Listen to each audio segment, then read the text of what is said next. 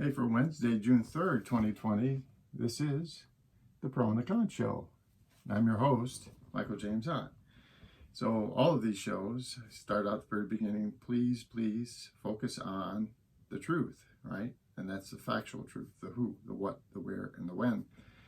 And what you're looking for is, both sides of the story, the pro and the con, the good and the bad, the for and against. And anytime you're listening to a stream of information and it's just all pro, and they don't give equal time to the con, or vice versa, you know that you've got to be really careful about paying too much attention to that, because it's commentary.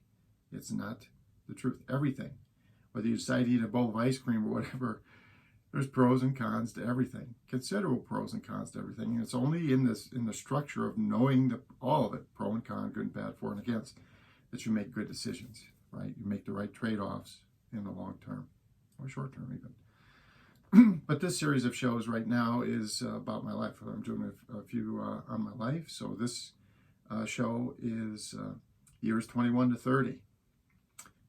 So I guess the prime of human life, most people would say.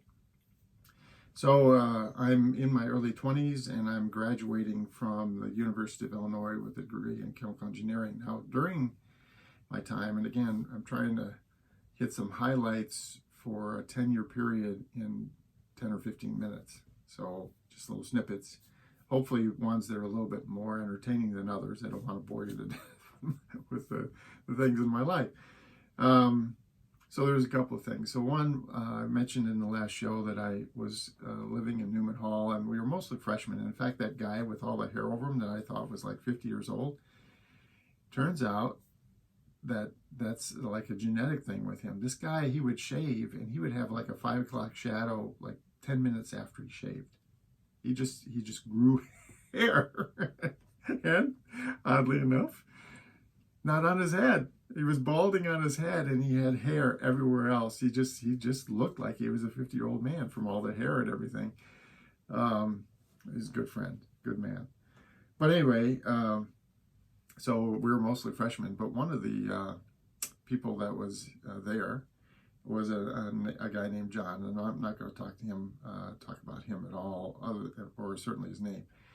But I just wanted to mention he was a senior, and it was one of these situations where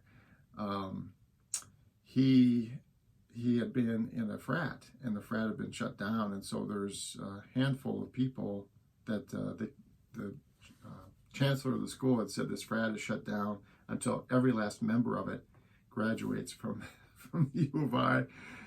And so John was in Newman Hall with us. Well, he's a senior, and he was kind of on the downside of his coursework. And so he is going to parties all the time. And this guy knows all the parties. He was in the frat system the whole time that he was there. And so he knows parties well. I'm very happy to go with him. And it was funny because he would go up and down the hallways, hey, I'm going to go to a party, whatever. And I would go. I went with him all the time. Just about every night we went out somewhere and went and had a few beers from a free keg somewhere at some frat or sorority or whatever. We were always out somewhere. And then I just want to mention there's a couple of instances in the testing thing. So I was a freshman, and when I came in, I was in chemical engineering. But even though I was in chemical engineering, it was in the College of Liberal Arts and Sciences at the UI for some reason, and so you had to have a foreign language. Well, I had no college preparation, no foreign language, so I had told them, please accept me, and I will take a year of foreign language in college as soon as I get there. And I did, and I took French. And the very first class I was in, I was supposed to be in with a bunch of people that had never taken French before. That was the specific for that area or that particular classroom was French students with no previous French experience. And anyway, I got in there, and it was not true. There's many people that had French in high school And I was not. I had no prior experience with French. So we took the first test, the first written test, and I got a 99 out of 100 on that test. And I got a D minus because they grade everything on a curve at the U of I. And the average score on that test was like 99.5 because everyone, it was like early, they like basic French, some of the basic stuff about French, and everyone had had years of high school French. And so even though I scored a 99, almost everybody in the class scored 100. And I got a D minus. And there was one other person that got a 98, they got an F.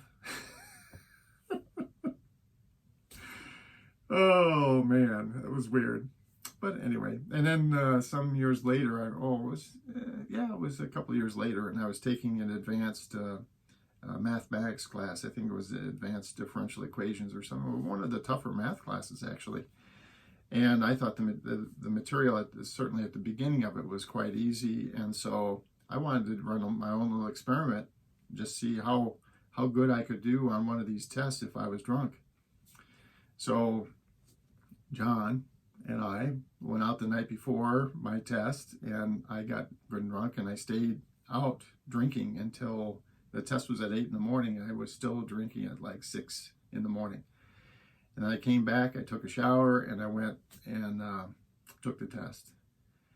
And I got a 99 out of 100. This time it was an A.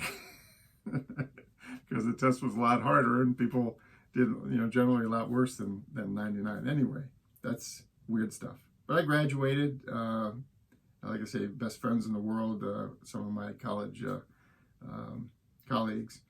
And then I went into the United States Navy on ballistic missile submarines. And so I stayed then. Part of that was stationed all over the place in this country. So up in New England, down in Virginia, down in South Carolina, Idaho. I spent about 8 months in Idaho because there's a nuclear prototype area out there in the middle of nowhere in Idaho, especially for that reason. This, if the thing were to blow up or whatever, well, nothing terribly would be lost because it's literally out in the middle of nowhere. And that's why I was there. Well, I ended up going to the middle of nowhere to run these nuclear reactors, these prototype nuclear reactors, in training for going on board the submarines and so on. And I just want to mention a couple of experiences from my submarine days because they're kind of very memorable for me, and I hope you'll find them entertaining. So one of them was I was on a submarine that was in the shipyards, and it was going to be in the shipyards for quite some time. And in order to really watch, you have to get some operational experience on the submarine. So they temporarily assigned me to a different submarine that wasn't in the shipyards, was not in overhaul. And I went to that submarine, and right away, the very first day, one of the enlisted guys came and got me. He said, "Oh, the captain wants to talk to you." So I went, and I sat down with the captain, and the captain said, I try to, speak. Well, I do speak, actually. I make it a point to speak to every single person that comes on board and joins my crew, because I have some philosophy that I want to share with them. And I was like, "Great, Captain, I'm all ears. Let's hear it." And he said, "Well, let me just get to the point. You've probably heard the saying, if you're not trying to solve the problem, you're part of the problem." And I said, "Yes, sir. Yes, sir. I think I have heard words to that effect." And he got all furious. Now, this guy had big, black, bushy eyebrows and like jet black hair, and he like leans into me and he's screaming at me in my face. He's like, "I think that's a bunch of BS." He didn't say BS, but I'm a family here thing. I try to make this family. He says, "Lieutenant, if you aren't trying to solve the problem, you are the problem." And he's screaming at me. Now, I didn't really know how to take this, and quite honestly, the way he was screaming at me, everything, I was kind of flustered. And he said, "Do you understand me?" Now, the truth is, I don't really, at that exact moment in time, I didn't really fully understand him, but I was kind of afraid to say no. So I said, "Yes, sir, I understand you." And he goes, "Well, all right, well, that's really what I wanted to tell you. So you're dismissed, and welcome to the crew." And it was as I walked away and as I contemplated what he said over the course of time, what he was saying was, in his experience, any problem that had been worked upon got solved.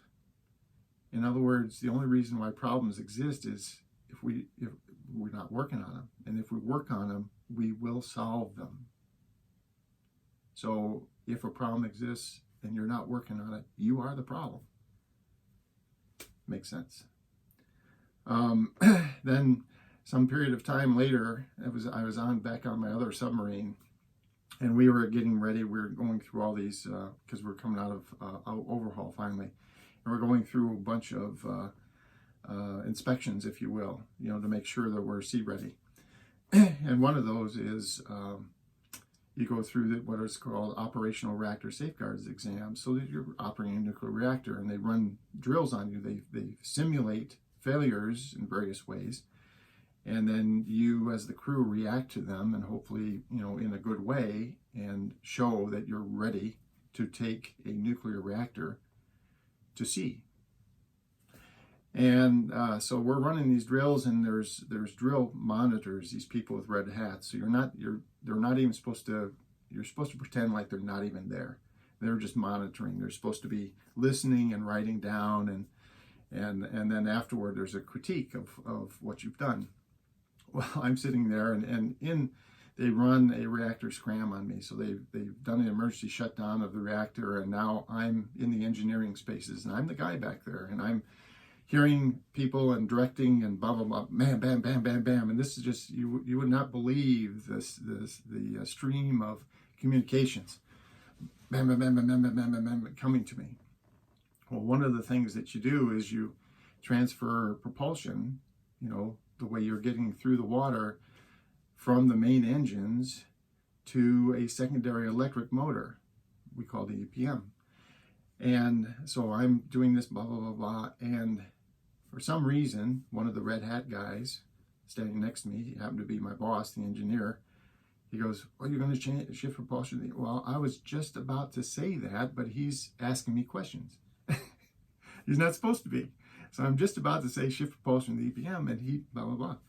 So I was like, yes sir. And then standing right to his left was the XO, executive officer of the submarine, my boss's boss, again wearing a red hat.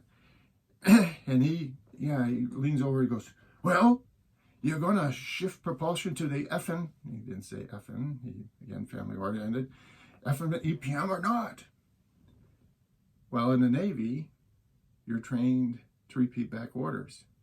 And when you shift propulsion on board a submarine, this is a big deal, and you actually announce it over the ship-wide announcing system. So I said, "Shift propulsion to the effing EPM, aye sir." And then I announced to the watch back there, "Shift propulsion to the effing EPM," and then switched on the ship-wide announcing system, maneuvering, shifting propulsion to the effing EPM, because that was the order that I had received. Now, the captain, who was up with the squadron stuff, they're doing this, monitoring and all that, and the captain calls me immediately. There's a phone behind me, and and I sort of pick it up, and it's the captain. It's like, and he's yelling at me, "Lieutenant, how dare you cuss, blah, blah, swear, on my effing, submarine, blah, blah, blah, blah, I want to see you right after this watch." And I said, "That's great, Captain, because I want to see you too." And there was silence because I don't think he expected me to say that. See, everything that I've done is exactly per military protocol, and he's about to find that out. Anyway, after the shift is over, all this stuff, I go and I talk to him, and he's really furious at me. And I said, well, this is exactly what happened. And I explained it to him. And he said, the engineer said that to you? I said, yes. And he said, the XO said that to you? I said, yes. He said, very well. Go about your business. Please send in the engineer and the XO. They were staying outside his compartments. I sent them in. And they screamed at them because improper leadership, totally, completely. Anyway, so came with the reason why I tell the whole story is the squadron then wrote up a report on our performance in this inspection. And there was a paragraph specifically about me in this report. And I know about it because the admin people that helped write the report, and they basically got me a copy of that part of it. There's a paragraph, and it said, Lieutenant Ott is clearly head and shoulders the best watchstander on board this submarine. However, he has the personality of a turd floating in a punch bowl. Well, of course, lots of people got this paragraph and knew about it, and so everyone started, including me, started calling me the floater. And in fact, the last day that I was on board that submarine, there was various mechanical bits and stuff, and you take covers off, and I took one of the covers off, one of the things in the engineering spaces, and I wrote a nice letter commemorating my time on board, and then just signed the floater and put it back, and we had a good time, myself and the other watchstanders, thinking about whether someone would ever read those messages. And that's probably the most profound thing. I have to say that the military, and I'm running out of time here, but my military experience, just like my college experience, they were two of the most important things in my life by far. And a big chunk of who I am and what I am is because of those two experiences. So the next thing is 31 to 40, and yeah, that's the next show. So this has been the Pro and Con Show. My name is Michael James Ott. Until the next show, bye for now.